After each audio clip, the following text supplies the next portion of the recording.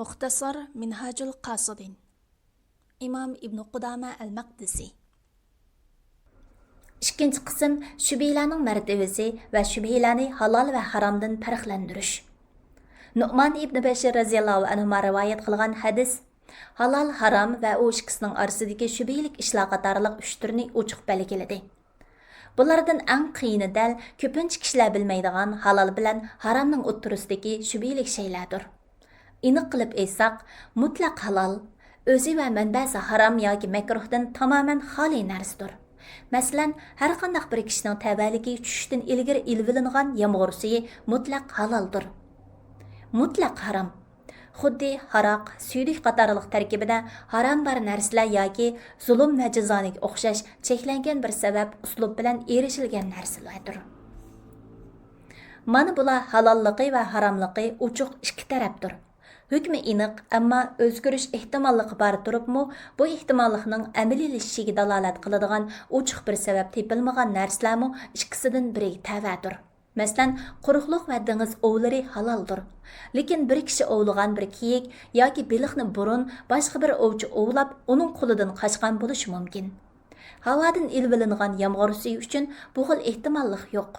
Ovchilikda davomli bu ehtimollikni o'ylash va shuning uchunla ovchilikdan voz kechish faqat vasvas sababli ortiqcha sezgirlashib ketishdir. Chunki u asossiz farazlardan iborat. Lekin kiyikning tinida uning boshqalarning ovch ekanligiga ishora qiladigan yorichaqliq bir alomat bor bo'lsa, hukm o'zgaradi. Masalan, kishi bir kiyikni tutgandan keyin tinida bir jarohat izi topsa, buning boshqalarning bo'lish ehtimolligi bor. Demek, mana shu nuqta taqvolikning o'rnidir.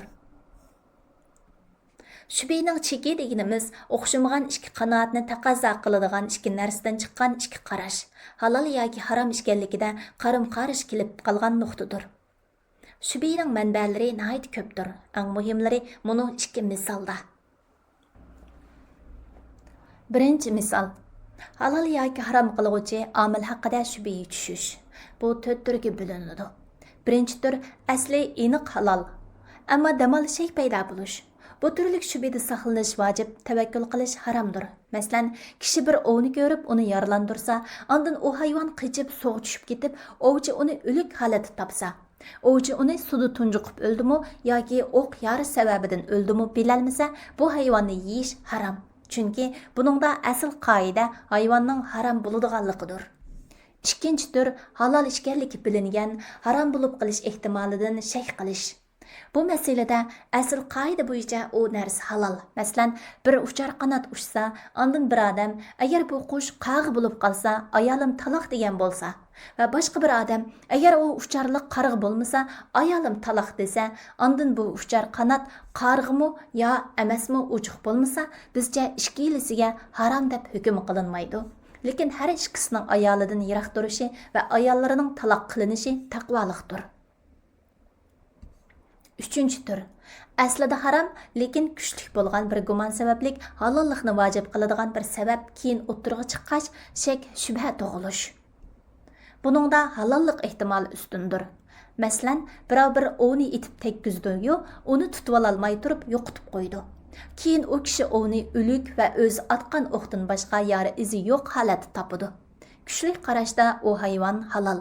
Chunki uning boshqa omil bilan o'lganlik ehtimolligi dalilga tayanmasa, bu shubha faqat vasvasidan iboratdir. Ammo ovning ustida boshqa so'qilish yoki jarohat izi bo'lsa, birinchi turga kirdi. Ya'ni u hayvonni yeyish haromdir. To'rtinchi tur halolligi boshdan aniq, lekin keyincha shar'iy jihatda e'tiborliq, kuchli bir gumon bilan haromga jo'rilib qilish. Masalan, gumon qo'zg'aydigan muayyan bir alomatga tayinib turib, ikki qochining birining najis ekanligiga ijtihod bilan hukm qilinishi. Bu hukm u qochidagi suvda tahorat ilishni harom qilgandek, uningdagi suvni ichishni ham harom qiladi. Ikkinchi misol, haromning halol bilan aralashib qilishi va uni aniq ayirishda ojiz kelish. Bu bir necha turlikdir. Birinchi, o'zi o'lib qolgan hayvonning go'shining bismillah aytib bo'g'izlangan bir yoki 10 va yoki ma'lum sondagi hayvonning go'shi bilan aralashib qilishi. Emildash qiz qarindoshning yot ayollar bilan aralashib qilishimi shu qatordan. Bu xil shubhadan yiroq turish vojibdir, yana undaq go'shmi yeyilmaydi, undaq qizg'imi o'ylanilmaydi. ikkinchi, soni aniq haromning soni aniqsiz halol bilan aralashib qolishi. Мәсәлән, кешенең bir yoki 10 имилдаш кыз кырындашы чоң bir шәһәрдәге аялларга аралашып калса, бу шәһәрдәге һеч кандай аял белән той кылмаслык кирәк эмас. Бәлки o шәһәрдәге халаган аял белән той кылса булады. Чөнки буны харам кылыш чоң кыйынчылык тугдырды. Shuningdek, dünya miliga haram aralashganligini bilgan kishi ilm setim yoki yeb ichishdan to'xtashi kerak emas. Chunki unda qilish qulaysizlik va qiyinchilik keltirdi. Payg'ambar sallallohu alayhi va sallam va sahobalar jamiyatda o'simxo'r kishilarning borligini bilatdi. Shundaq turuqliq ular tangilarni butunlay tashlab etmadi. Payg'ambar sallallohu alayhi va sallamning zamonida bir qalqon o'g'irlandi.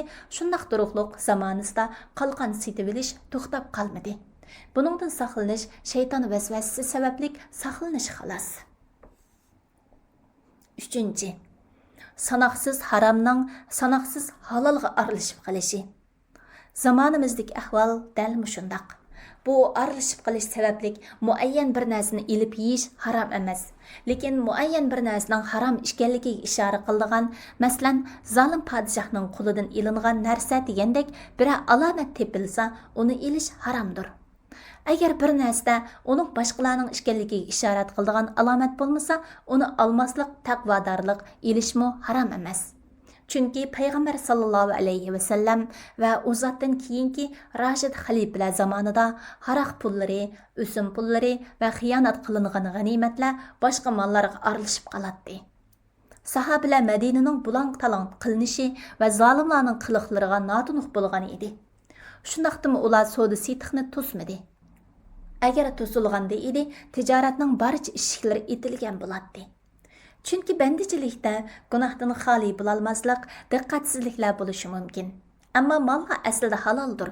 Lekin asl bilan kuchlik gumon bir-biriga zid kelsa, kuchlik gumonda to'g'riliq alomati bo'lmasa, xuddi ko'chko'yning laypatqi va mushriklarning qachilari to'g'risida aytib o'tganimizdek, asliga asosan halol hukm qilinadi. Umar raziyallohu anhu bir nasara ayolning sapal qachisidan suv ilib tahorat olgan. Halbuki nasaralar sharob ichadi, cho'chqa go'shi yeydi va nijosatdan saqlanmaydi.